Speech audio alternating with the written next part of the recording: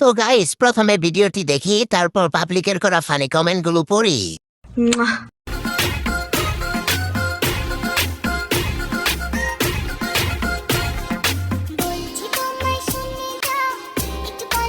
साली चलती फिरती कोकेन है कोकेन। तो चलिए शुरू करते हैं। সাইড দিয়ে একটা রাজহাঁসে ডিম বের হয়ে আছে। একটা জামাইয়ের আর একটা সবার নাকি। सही पकड़े हैं। 12 হাত কাপড় যদি 3.5 হাত দেহ না রাখে, তাহলে আপু কাপড় না পরলেই তো পারো। কি সৌভাগ্য, মাটন হতে গিয়ে ম্যাগি নুডলস হয়ে গেছে।